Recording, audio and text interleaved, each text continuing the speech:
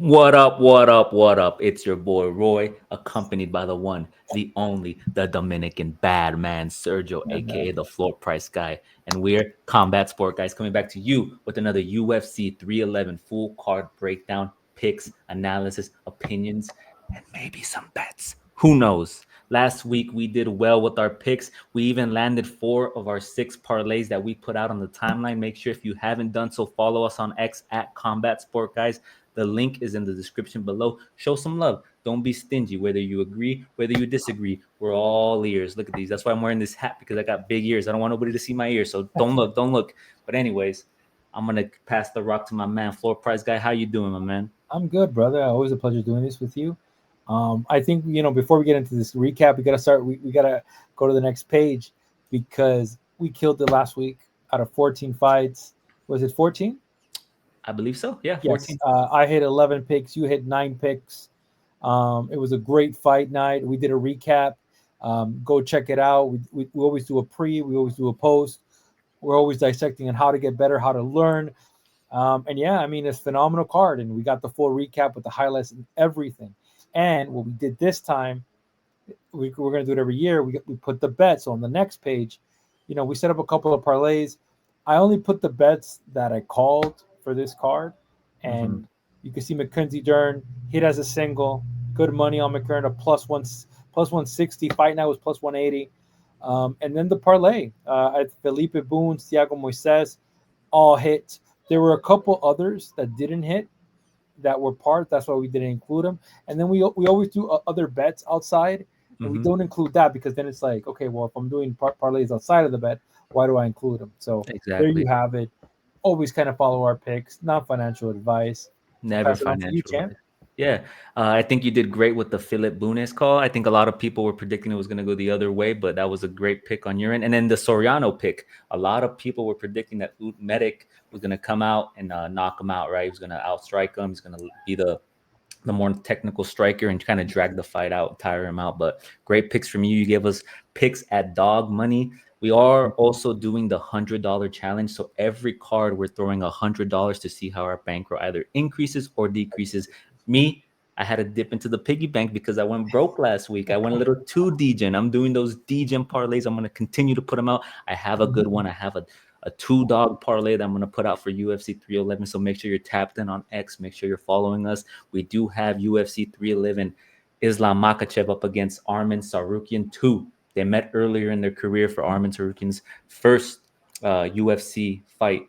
And now years later, they are back again, but under different circumstances. One is champion, the other is contending for the title. But Yes. before we get to that, we have a bunch of fights to break down. Let's get into it.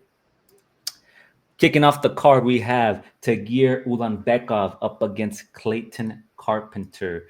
Ulanbekov is 15-2-0 and is 4-5 in their last 5 bouts, last beating Cody Durden via submission, rear naked choke.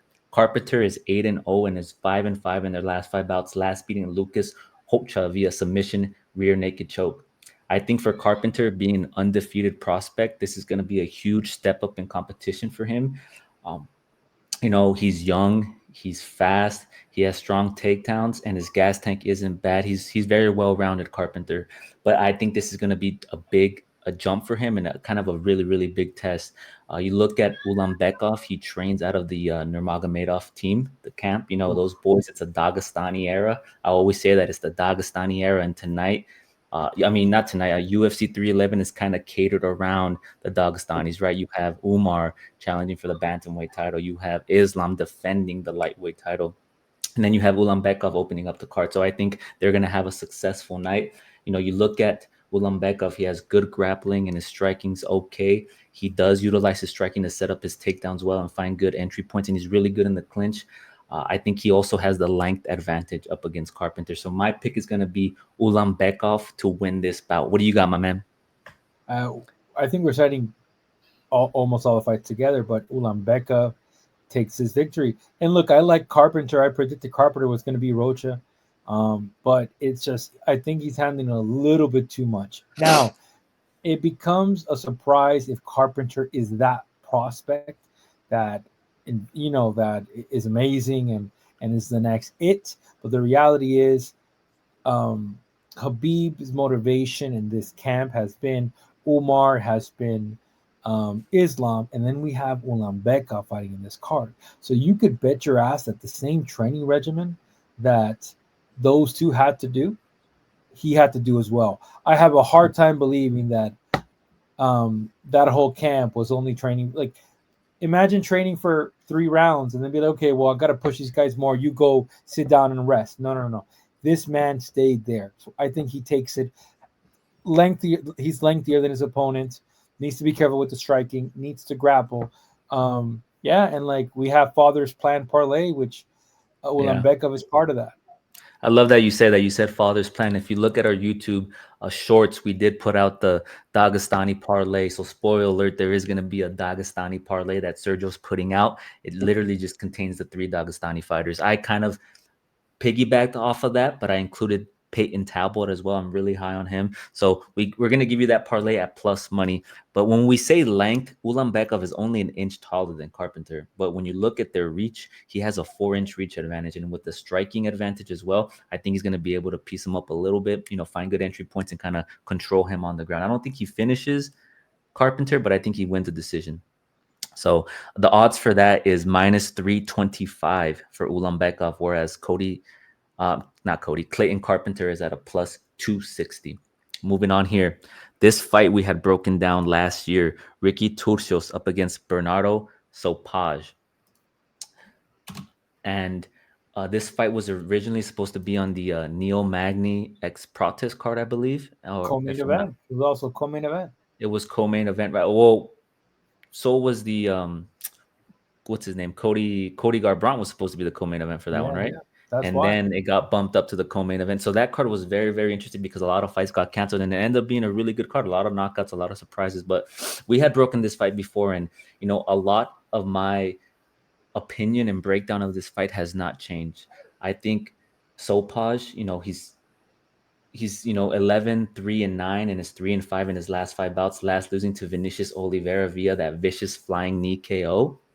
And then Turcios is 12-4-0 and is 3-5 in their last 5 bouts, last losing to Raul Rosas Jr. via submission. Not a bad person to lose to.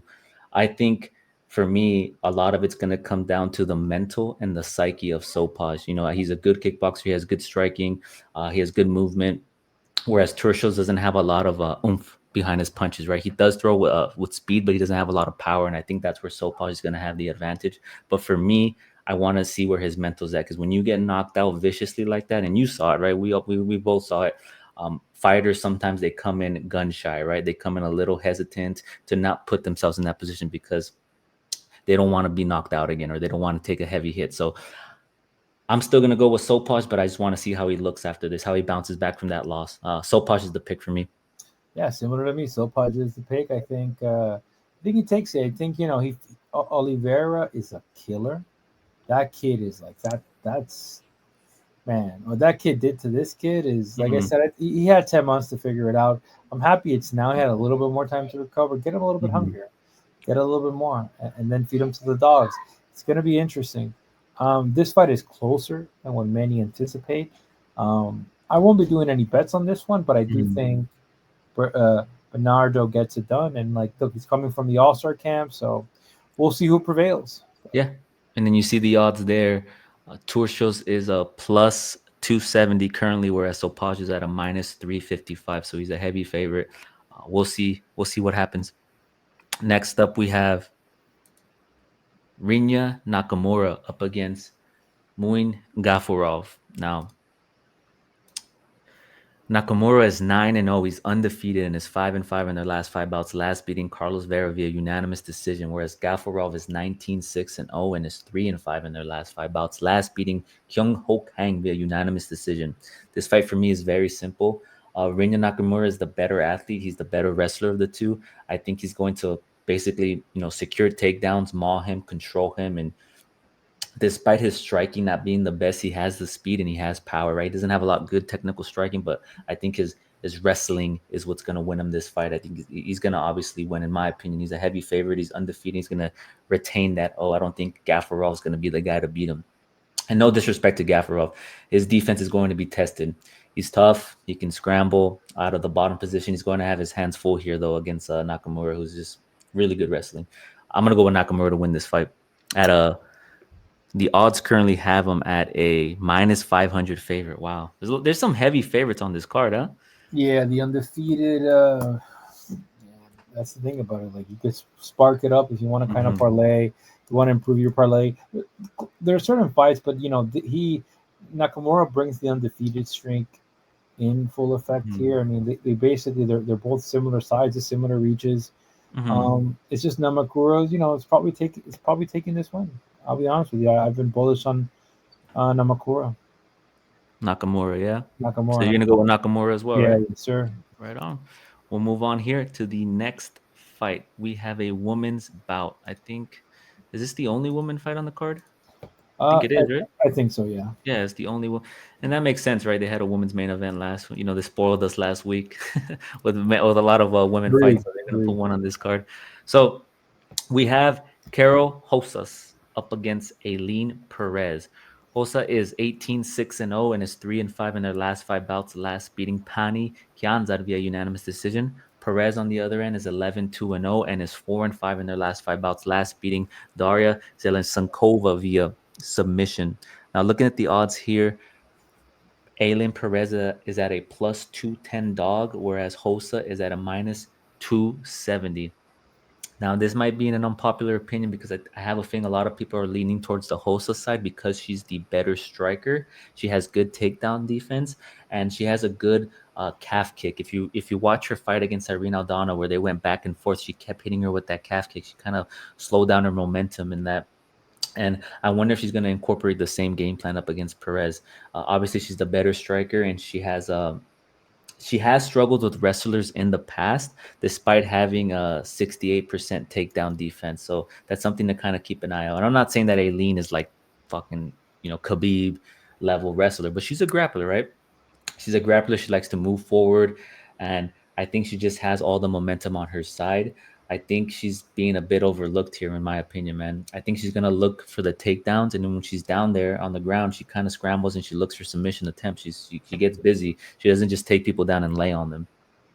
Her cardio is good too. I just want to see how she looks as the fight progresses. But I'm gonna pick Aileen Perez to win this fight. I'm gonna go with the dog here. I think she pulls out a decision win. I think she is gonna secure some takedowns. She is gonna get busy on the ground, and she's gonna prove some people wrong. She's looking to get into the rankings, right? She's currently ranked at number 13, and Rosa, I believe, is number 9. So she's trying to look to get into the top 10. She's trying to look to contend for a title. So I think Aileen Perez is gonna come in with a solid game plan. We'll see. My issue with this, and look, I'm going Aileen Perez. I got 2-3 parlays with Aileen Perez. I'm probably going right now before the odds go up. Yeah, because they are dropping. So I'm going to actually put a $45 on Aileen Perez right now. 1 second.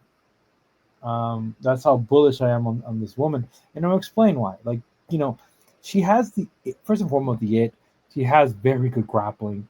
She's had that undefeated streak. She got caught Egger 2 years and close to 3 years, I'll kind of say it on a submission. But after that, this girl's been amazing. And the thing is, she fought Jocelyn and Edwards, which is an amazing striker. I look at Carol Rosa and I look at her past win. And it is, to me, it's Yana Santos coming out from it is Pani, but the thing is, Pani was getting beat. Pani got cut from the UFC. Pani went 4-5. Or 1-5 in the UFC. Her only win is to Lena Landsberg. Guess who fought Lena Landsberg a couple of months ago, 2 years ago? Rosa. So I think, we're in a situation where Perez is going to fully surprise everybody. What I'm doing this year, I'm not betting on finishes. I'll be honest with you, champ. I like the win method. I think Aileen gets it done. And, yeah, I don't know why they have her as a favorite. As a dog. No, Aileen, sorry, but I don't know why they have. Yes, you're right, but I don't know why they have Rosa, because here's the thing about it: that loss to Aldana, I made a lot of money in that fight, champ. That was a good card. But here's the thing about it: you had her compromised, but you didn't know how to finish her. What happened? She was compromised in the first round. I think a lot of people too are consider like they're utilizing MMA math. When you look at Carol Hosa up against Norma Dumont, Norma Dumont's primarily a grappler. She wasn't able to take her down right. She kept stuffing the takedown right, and then she found positions where she put her in deep waters with the striking. So I think people are kind of banking on it being similar to that, but this is a whole different ballgame, right? And it's a whole Norma Dumont. Norma Dumont has come. It's interesting because like the MMA math was Nurma beat Aldana in the Sear. Mm-hmm. So it's like, how does that even make sense? So, I think Eileen Perez is going to be striking. She's going to mix it up. She's going to use the martial arts. If she comes solely relying on grappling, I think Rosa has a better chance. But I just didn't like that she didn't finish Aldana. After that, I'm like, how could you not finish? Aldana was compromised. Yeah, and also I'm sorry to interrupt you, but also like how many times have we seen it where a striker, a prominent striker goes up against a grappler and everybody chooses the striker, and then the game plan for the grappler is just to come down, come out, take them down and control them and win the fight. We saw it with Amanda Hebus and Mackenzie Dern, right? She took away her striking prowess. We saw it with Sean O'Malley and Merab Dvalishvilli, right? Merab took him down, took away his striking prowess. We saw it with who was these girls that fought like last year, 2 cards ago? Oh man, she was a heavy favorite. She was undefeated. What was her name? There was a couple. I know what you're talking about. You know which one I'm talking about. Okay, as long The as striker versus the grab. Well, not yeah. grappler. It was 2 cards ago, but yeah, whatever. But you get what I mean. You get the gist of it, right? So I think Aileen is a good dog here, and we'll see what happens. We could be completely wrong. She could get knocked out. She could get fucking put out on her back, but we'll see what happens. I'm still gonna go with Aileen. I like her as a dog. With a girl like this, a girl like here realizes that the more she wins and the better she performs, she makes more money. Not money off fighting, money off OnlyFans, money off. Yeah.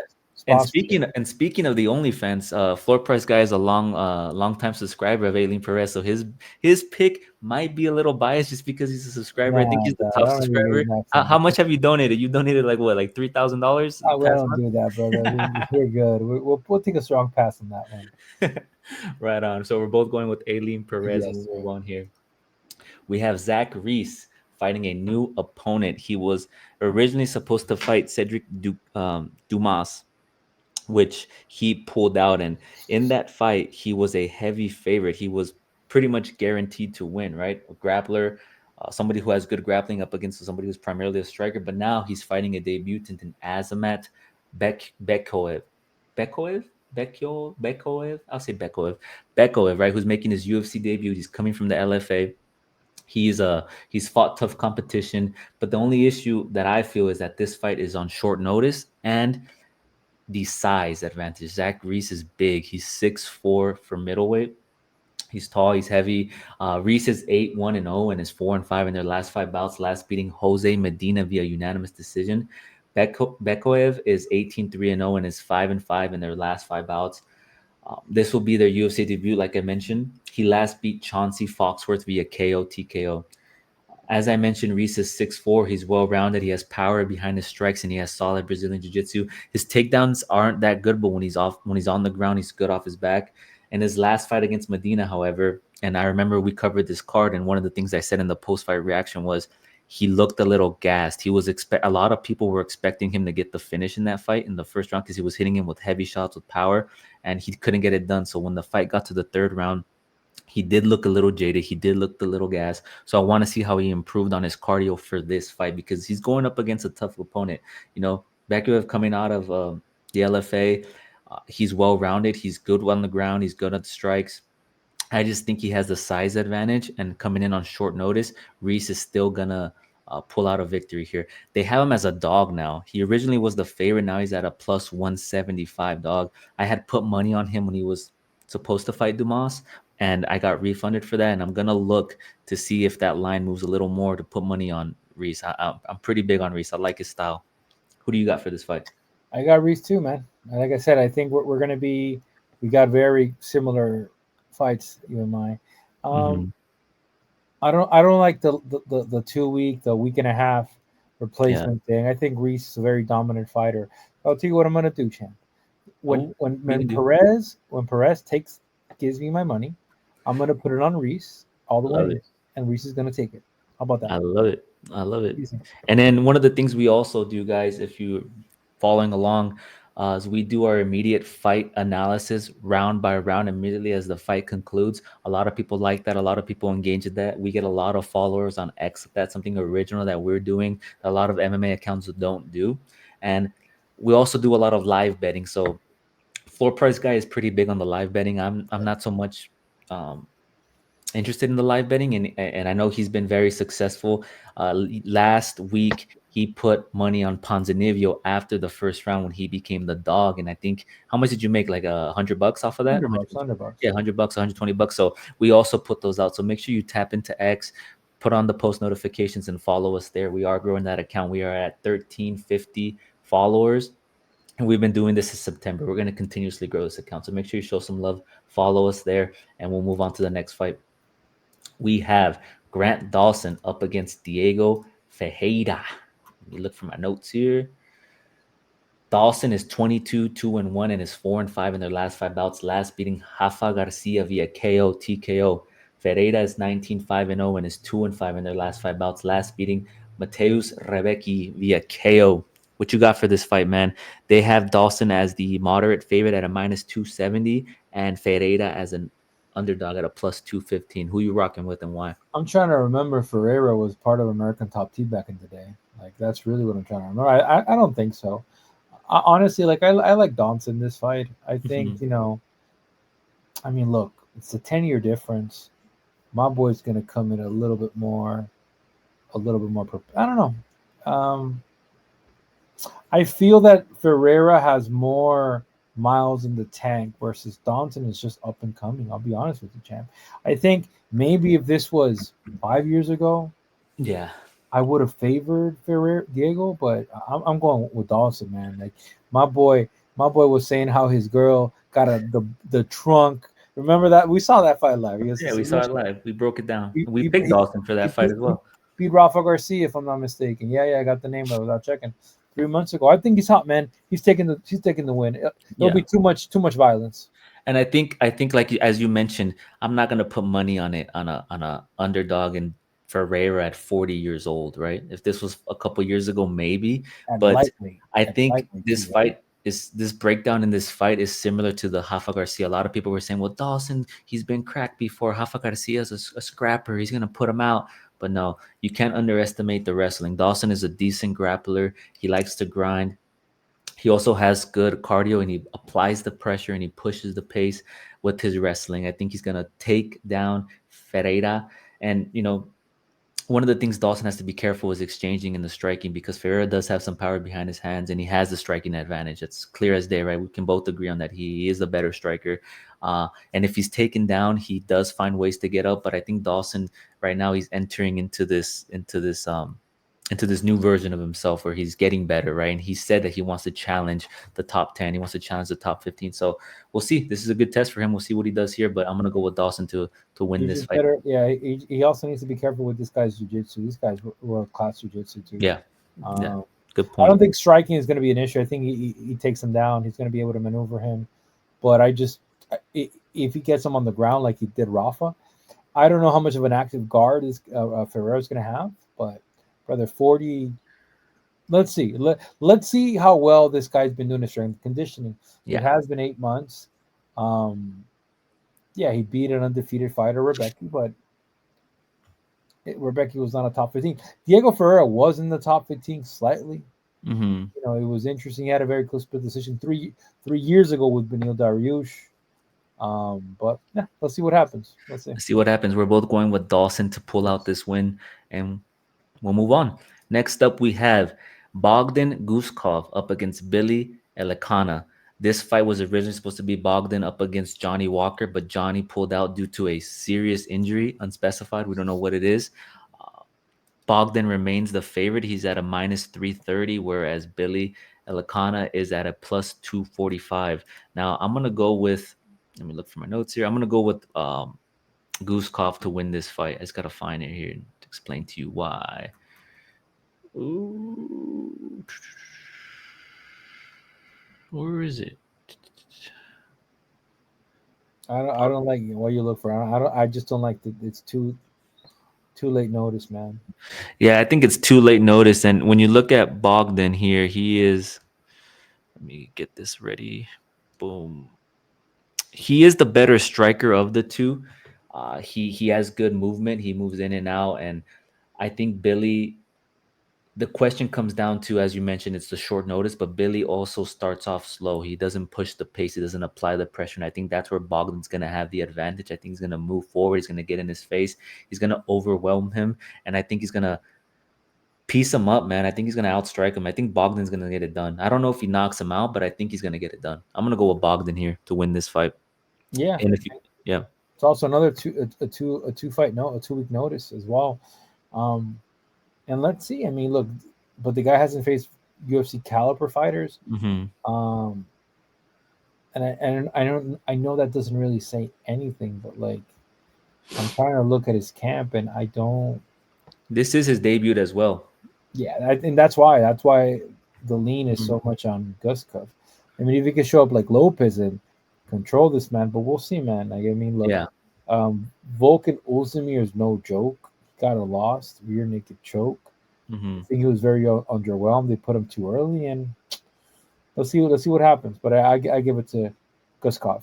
Yeah, I'm gonna go with Guskov as well. I'm not gonna bet on this fight because originally, if he was gonna go up against Johnny Walker, I was gonna sprinkle some money on Guskov to get the KO because Johnny Walker has just been on the downward trend, right? But Yeah, I'm gonna stay away from this fight. I do think Guskov does get it done, but I'm probably gonna stay away from this. He is the pick for me though.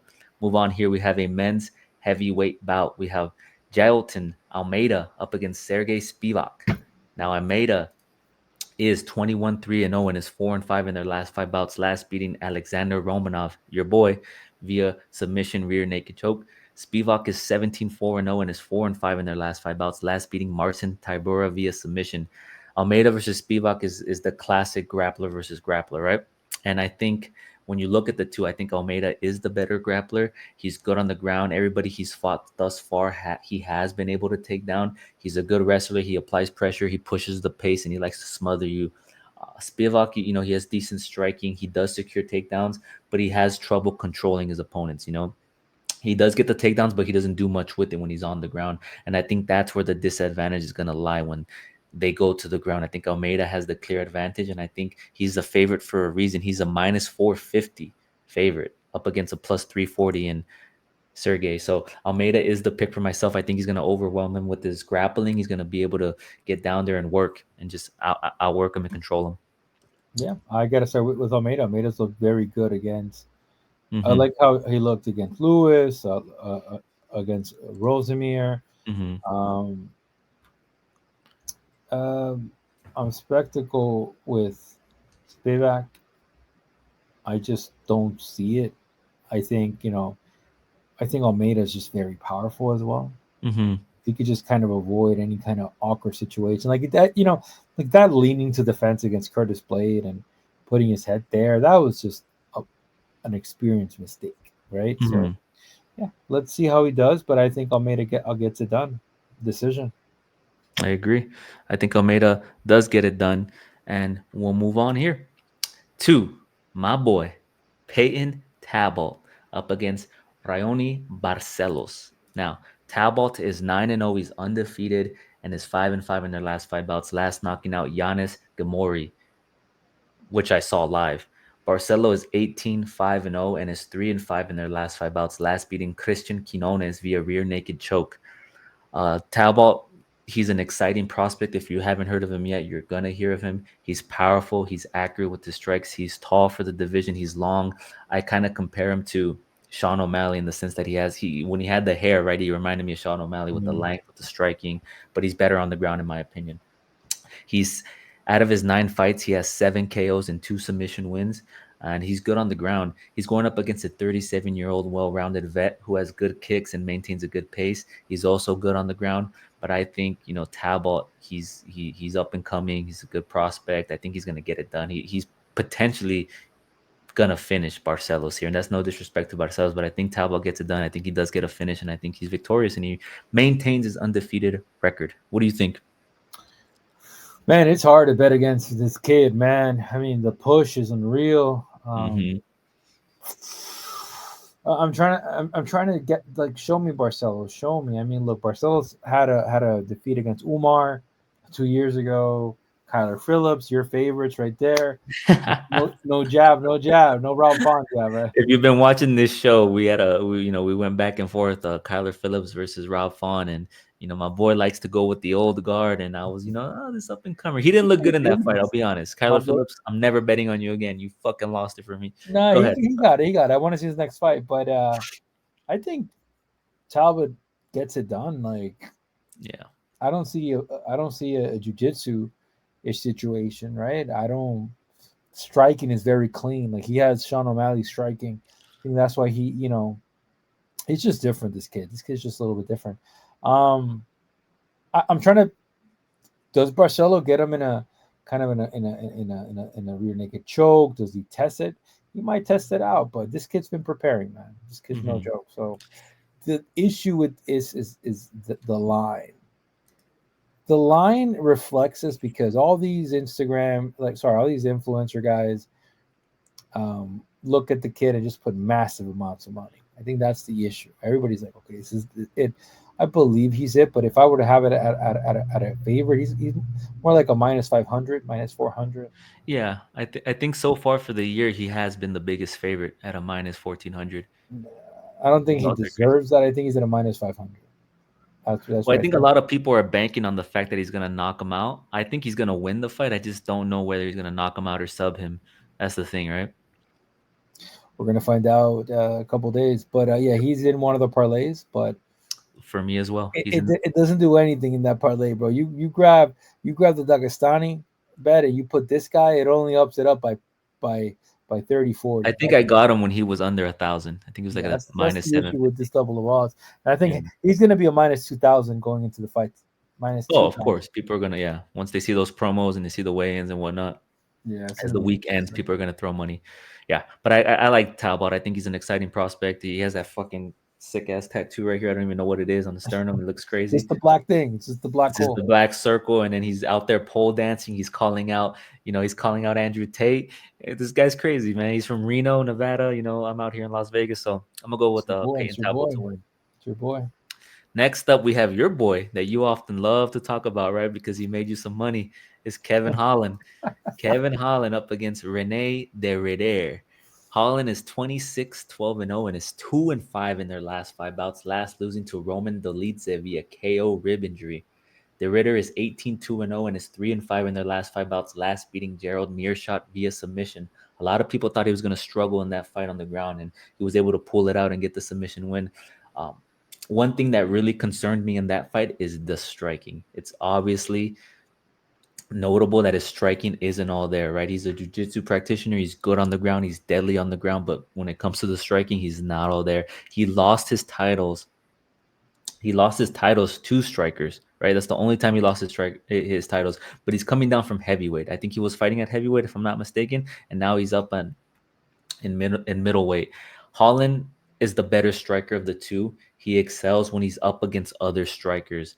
He has struggled with grapplers in the past, and his takedown defense isn't the best. It's a fact. His takedown defense isn't the best. He is good on the ground. He has good BJJ, so I don't think he's going to struggle too much if he does get taken down.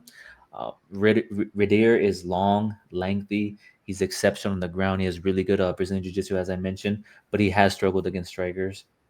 I think for him to win this fight, he needs to stay away from engaging with Holland. I think he needs to secure takedowns and kind of work him on the ground and find those positions of advantages and find those submissions and hopefully get it done. But I think De Ritter as a dog is good in this. Oh, no, it's even now, right? He was a dog before. Yeah, it's getting even. So money's getting in on De Ritter now. Yeah, so I got him at dog money. I threw him into a parlay. I think he was a plus 205. So I'm going to go with De Ritter to get it done. I think Kevin Holland's not going to be the guy to beat him. A lot of people are banking on the fact that Kevin Holland's going to come out. He's going to knock him out. He's going to piece him up, but I don't think that's going to be the case. I think De Ritter's he's gonna have to be throwing overhand right like crazy. Like and the other issue is like Kevin is good in jiu-jitsu. I think he has a black belt, if I'm not mistaken. But this kid is different in his jits. Like the thing is, there is a big discrepancy with the striking differential. The issue that I don't like is Kevin likes to be active. Fans love that, but when you're active but you don't have a weight division, that concerns me. Like what's going on? Are you trying to be active because you want to get better, get more experience, or are you Hmm. being active because you want to get more money? And I think Yeah. it's the money ladder. Now, this bet is not based off money like or activity. I just think I don't know. Ritter, here's the thing about it. If I see a guy heading into the top 10 who would have more success, I think Ritter has more success in the top 10 in middleweight. Yeah. Kevin fought and lost to Derek Brunson, which is not in the UFC anymore. Lost to the Italian kid. God, forgot his name. Vittori, Martin Vittori. Vittori. Martin Vittori hasn't fought in forever. Went to um, welterweight and put a good string of fights. Yep. Then fought Jack Della Magdalena. That fight went to a split. That was never a split. Magdalena was a good striker. Then he fought Page, right? And that thing after that he fought Michael, which technical submission.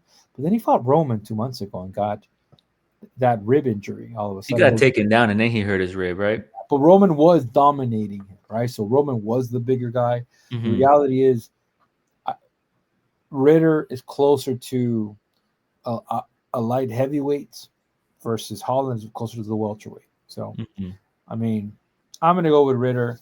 I don't like the injury coming back from 3 months. I don't like it. I just don't like it. Yeah. And it's interesting that the line has moved. He was a heavy favorite going into the weekend. Yeah. And I wonder what changed. I wonder what changed in people's I don't mind. know, bro. Maybe it's money. It's the same reason Arman. Like once we get to the main event, we'll kind of dissect more money talk.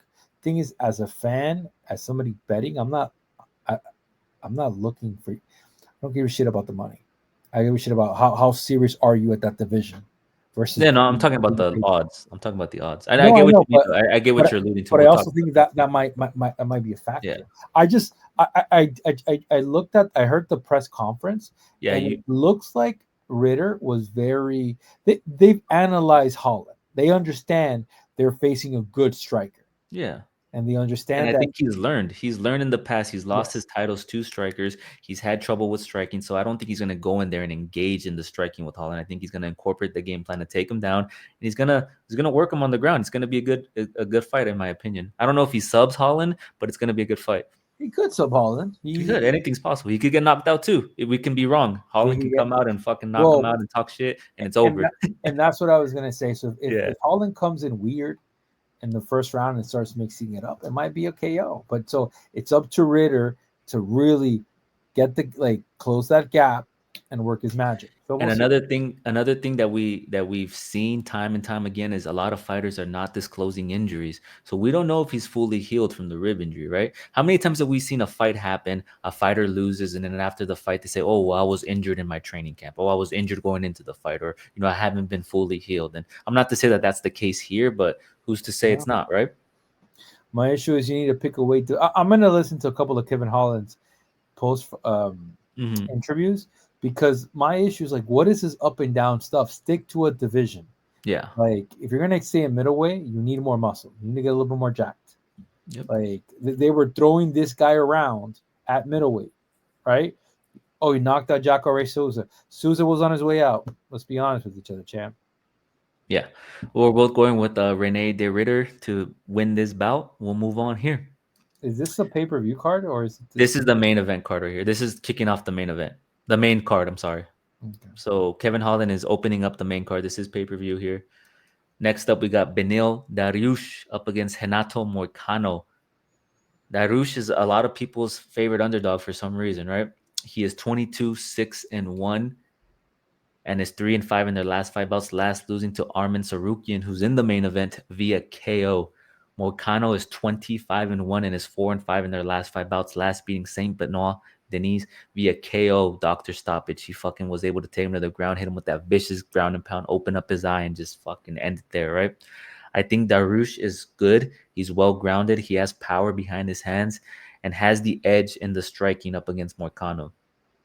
He's also a no-gi Brazilian Jiu-Jitsu world champion. He's tough. He has really good takedown defense, and I think this is a good matchup for Moicano. Moicano has the momentum on his side at the moment, right? He's solid on the ground. Like as I just mentioned, he viciously beat the crap out of Benoit Saint Denis. Moicano studies his opponents well. He knew that BSD loves to throw those kicks, And what did he do? He analyzed the fight. He anticipated the kick. He caught the kick. He took him down on the ground and he beat the shit out of him. That's just to put it in short. He beat the crap out of him. And I think here he has the momentum on his side. I think he's ready for somebody of this level of Beneil Dariush. And my question is, Dariush is coming off of 2 losses, right? I think they're both, if I'm not mistaken, back-to-back KOs. Let me double check that. Yeah, two Yeah, they're KOs. back-to-back KO. So how does somebody's, I always mention this, I'm going to sound like a broken record. How is somebody's psyche and mental going to be after coming off of 2 KOs? They're going to come in with the, kill or be killed mentality, or they're going to be a little gun shy, right? I think Moicano takes this, man. I don't think Dariush is who we thought he was 2 years ago, right? I think he's gonna get beat here, man. I think Moicano is gonna be the pick for me, man. Thing is, like, Beneil was supposed to be this like up and coming talent when he surfaced in the UFC and got knocked out by Ramsey Ninja in an upset. Beneil's one of these guys that he tends to be very. When you expect him to lose, he wins, which is Mhm. weird. I know. Like, he had a fight with somebody pulled out. He fight against Alex Hernandez. Alex Hernandez came up, wrestler, knocked him out, knocked him out in like 2-3 minutes. He had a very weird, aggressive style, Yeah. and yeah, I mean, I'll be honest with you, I just like Renato Moicano's aggressive style. I had San Denis winning. San Denis should have won. Let's be honest with you, We but both did. We both did. We broke it down. We picked him. We yeah, put money and on him, and and we were Moicano's wrong. just more of a badass right now. It's just the Yeah. momentum is there, the activity's there. He only fought 3 months ago, so he's very active. Both similar age. If I look at who has gotten more damage, I have to say Beneil. Beneil's been on the side of more knockouts. I And have if you think about it, they're both 35 years old, right? yeah, Right. Renato's talking about money fights. He's talking about contending for a title, whereas Dariush is talking about retirement.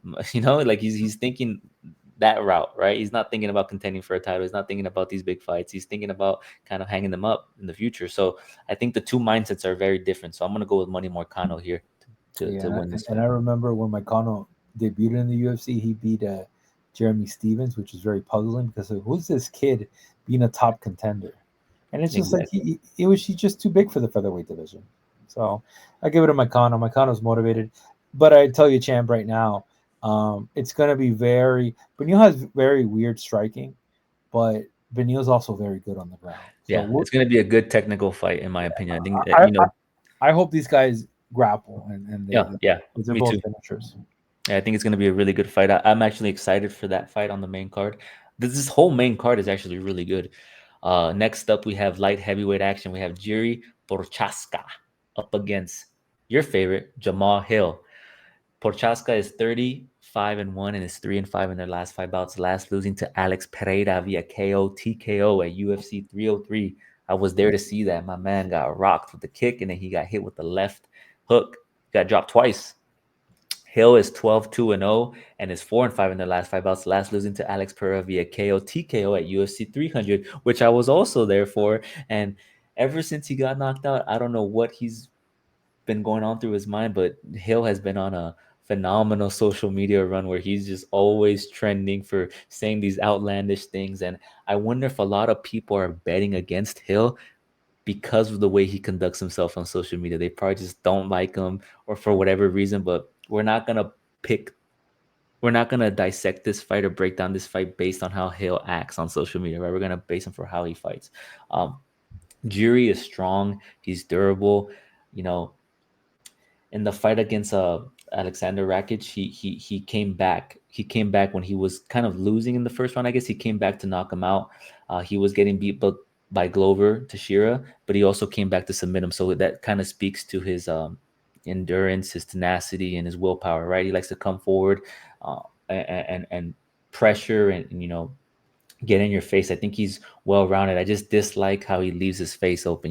Him having that forward pressure and moving and pushing the pace. I've always talked about it. He does this, right? Where he leaves his face there, like he Yeah, leaves his face there to get hit. And, when you're going up against somebody like an Alex Pereira or a Jamal Hill, look at Jamal Hill. He has power behind his punches. Um, he has power behind his punches. He's an efficient striker. Uh, I just don't like his footwork. That's one of the things I really don't like about Jamal Hill is his footwork, and he's also been injured a lot. I think he pulled out of his fight in 303 because he was injured, and then I think leading into the fight against Alex Pereira, he was also injured.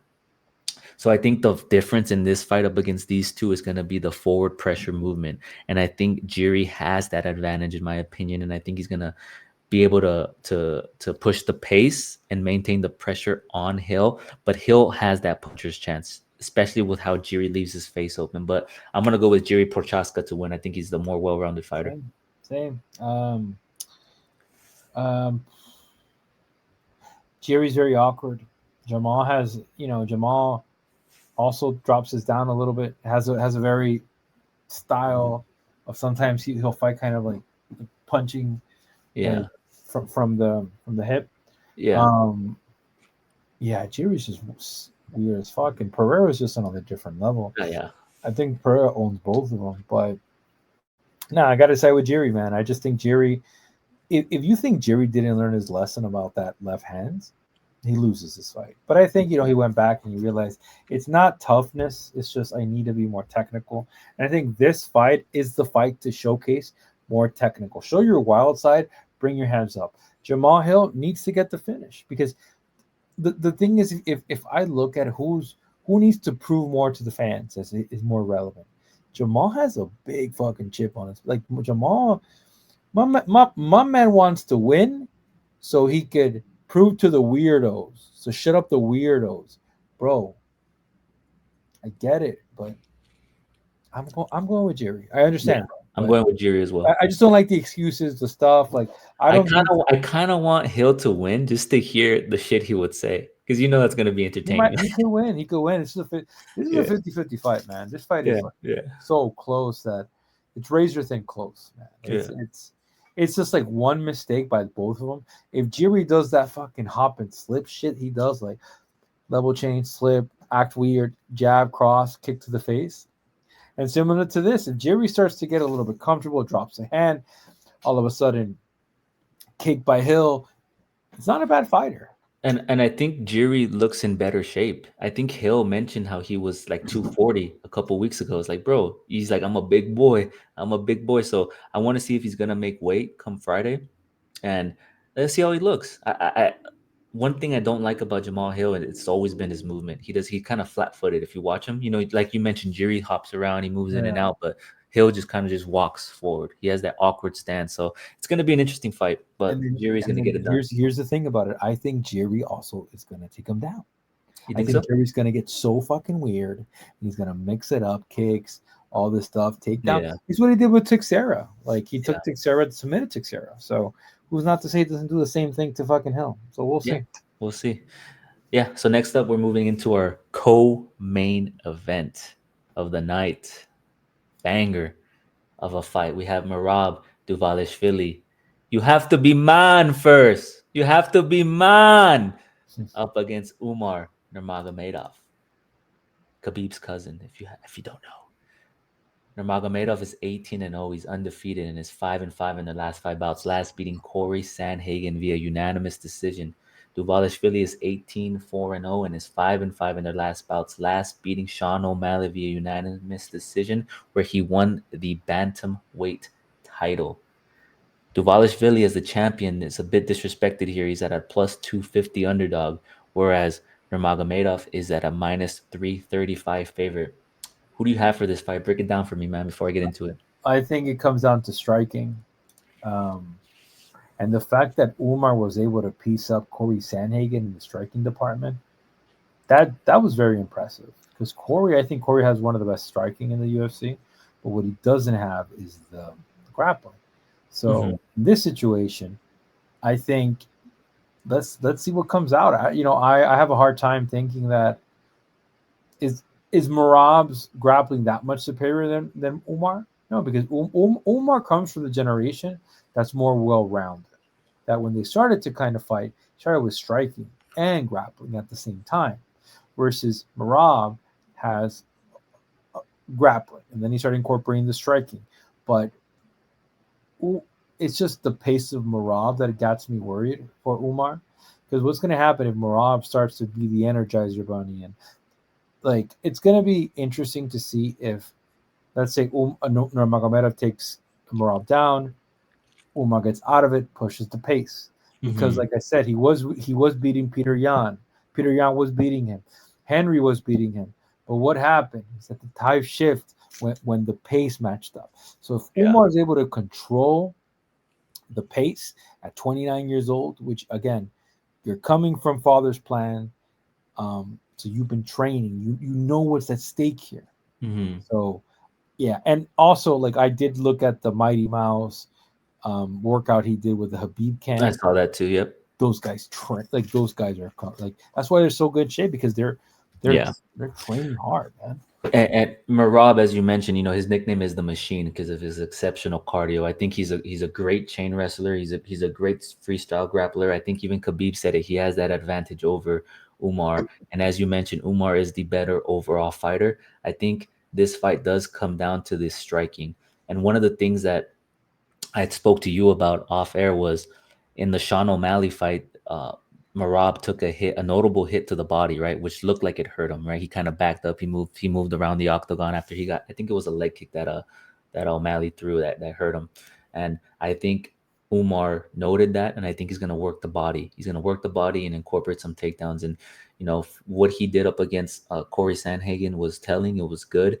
I just was his first main event. It was his first 5-round fight in the UFC. And, he went the distance. His cardio looked good. I just want to see him pace himself in that fight. He looked kind of anxious, kind of like excited, right? So I want him to take it slow up against somebody like Dvalishvilli who can level change, who can change the pace. He doesn't get tired. He's going to come forward.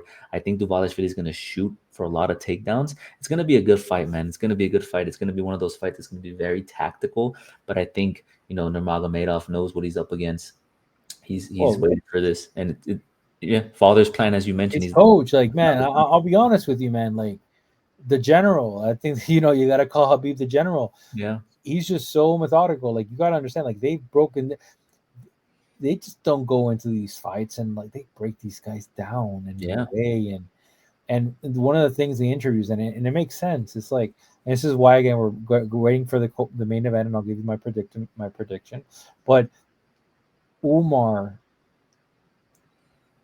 yes, I think being the Nurmagomedov last thing helps, but it's just this guy doesn't give a shit about the money. They don't give a shit about fucking girls. No, I get what you mean. This shit is like it's champion. So I think this guy is born with that, and that's the difference. Merab is champion. Merab is no joke, but this guy at an early age got to see Habib, got to see Islam. There's a picture surfacing as a kid. Like this guy has been bred to fight. Yeah, I know where you're alluding to and what you're going to get to in the main event, right? It's somebody who chooses to fight, where somebody who's born to fight, right? I know what you're getting at, and I think going into this fight right here, I think Umar, has been training for this. I think his game plan is going to go around breaking down Merab Dvalishvilli, right? Who's to say that Umar's game plans to let Merab come forward, let him shoot for takedowns, and then, kind of sprawl and then get him in that position, take his back and do something, right? Who knows? But it's going to be a very good fight. It's going to be very tactical, but I'm going to go with Umar to win this and remain undefeated and become the new bantamweight champ. And also Merab has been defeated, and the blueprint is out there. It's just he's gotten so much more better, like so much more control. And he's been rocked too a lot. Yeah, he's been rocked too. So that's the thing about it. You're dealing with like I said, this cat, his specialty is in the grappling. His grappling is good, but his grappling is striking. So yeah. So Umar is going to be the pick. No disrespect to Merab Dvalishvilli, but I like Umar to win this fight. I think his striking is going to be the differentiating factor in this fight. I think he's going to work the body and he's going to win via unanimous decision. I think he's going to win via unanimous decision. I think it's going to go to a decision. I don't think if he does finish Merab, oof.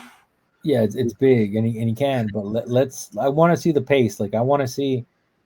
Like I didn't see signs of fatigue against Sandhagen, but you're dealing with a whole different animal here. But I saw his anxious, like he was excited a bit, like he needed to just slow down, and I want to see him slow down in this fight. And when the level changes, change the level. Don't just go in there like too amped up and hyped up. We'll move on to our main event here. We have the lightweight champion in Islam Makhachev up against the contender Arman Tsarukyan. Tsarukyan is 22-3-0 and is 4-5 in their last 5 bouts. Last beating Charles Oliveira via split decision. He is the underdog at a plus 305. Islam Makhachev is 26-1-0 and is 5-5 in their last 5 bouts. Last beating Dustin Poirier via submission. Who do you have for this fight, man? Oh, did you change the slide? Oh shoot. Yeah, I was a little bit confused. My apologies. Makhachev, man, I think he fucking takes it. I think, and like, I wasn't giving him a fighting chance against. I thought the first round of Volkanovski took it, and then he just came back just so much more different against Volkanovski, more patient. Now, Volkanovski was sitting on the couch, came back. Should have. I think I told you that he should have never taken that fight, but he did. It is what it is. Dustin P is a very different fighter. Dustin Poirier. I'm gonna side with Makhachev. I think he got a taste of Arman. Both fighters have gotten better.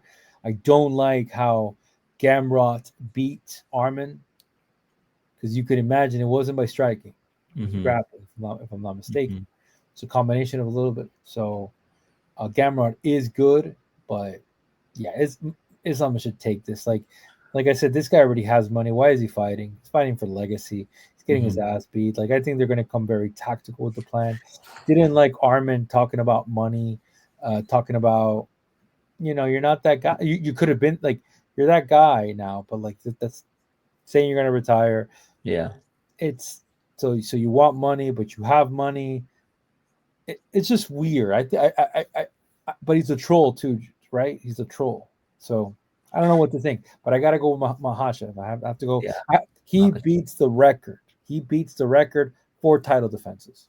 Yeah, I don't see Islam losing. No disrespect to Arman. I think he's a great wrestler. He has good cardio, but I think Makhachev is the better wrestler of the two. He's the better grappler, and he has better striking as well. I think he throws really nice leg kicks, and he's gonna be able to hit him with those nasty leg kicks, land key combinations, and secure takedowns, and he's gonna win most of the grappling exchanges, right? Tsarukyan does have good cardio. He does have good endurance. He's talked about how he has this secret plan to defeat Islam, but I don't know. Well, I don't think. Yeah, I can't see Islam losing this Roger fight. said that shit. There's no secret plan. The only thing that I'm thinking about that could play a factor here, bro. And sorry for interrupting. No, go ahead.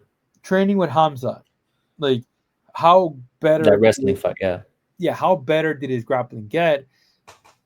Mixing with Hamza is the bigger fighter. So if Hamza was able to kind of lean in and he probably got adapted to that. So when he fights Makhachev, that might be a factor. And like DC said, Makhachev is a weight bully. He's a weight bully. He walks around at 180, right? He's fighting at 155. Big boy. I think Habib was a weight bully too.